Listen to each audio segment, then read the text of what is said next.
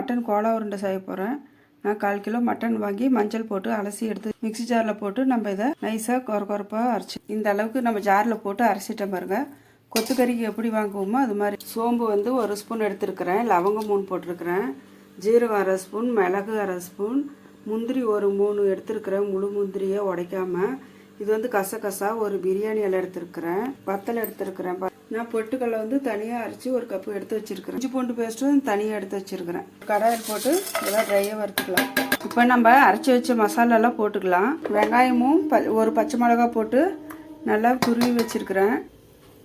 கொத்தமல்லி தழை போட்டுக்கலாம். பொட்டுக்கடலை எவ்வளோ தேவையோ பைண்டிங்காக நம்ம ஒரு டைம் இதை நல்லா மிக்ஸ் பண்ணிக்கலாம். தண்ணியெல்லாம் ஊற்ற தேவையில்ல, கறியில் இருக்கிற தண்ணியே போதும். நம்ம மிக்ஸ் பண்ணிக்கலாம். மிக்ஸ் பண்ணிவிட்டு உருண்டை பிடிச்சிட்டு காமிக்கிறேன் பாருங்கள். எல்லாம் உருண்டை பிடிச்சிட்டேன்.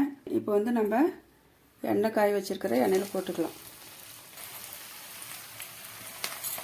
இப்போ கிரேவி செய்ய போகிறேன். கொஞ்சம் கடுகு போட்டுக்கலாம். சோம்பு ஒரு 1/2 ஸ்பூன் போட்டுக்கலாம். பெரிய வெங்காயம் ஒன்று கட் பண்ணி வச்சுருக்கிறேன், போட்டுக்கலாம். இதில் இஞ்சி பூண்டு கொஞ்சம் போட்டுக்கலாம், ஒரு 1/2 ஸ்பூன் போட்டுக்கலாம். 2 தக்காளி எடுத்து நான் மிக்ஸி ஜாரில் போட்டு அரைச்சி வச்சுருக்கிறேன். அந்த தக்காளி ஊற்றிக்கலாம். வெங்காயத்துக்கு வாசம் சூப்பராக வருது.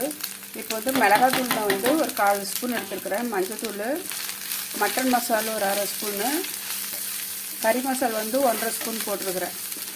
இப்போ வந்து நம்ம அரைச்சி வச்ச தக்காளி ஊற்றிக்கலாம். நல்லா கொதிக்கிட்டுன்ட்டு நம்மளுக்கு தண்ணி எவ்வளோ தேவையோ அவ்வளோ ஊற்றிக்கலாம். இப்போ வந்து நம்ம உருண்டைகளெல்லாம் போட்டுடலாம். பாருங்கள், மட்டன் கோலா உருண்டை குழம்பு கிரேவி ரெடி ஆயிடுச்சு. சூப்பராக இருக்கும். கிரேவியும் அப்படியே சாப்பிட்டாவும் பொரிச்சது சாப்பிட்டாவும் நல்லாயிருக்கும். செஞ்சு சாப்பிட்டு பார்த்துட்டு எப்படி இருக்குதுன்னு சொல்லுங்கள்.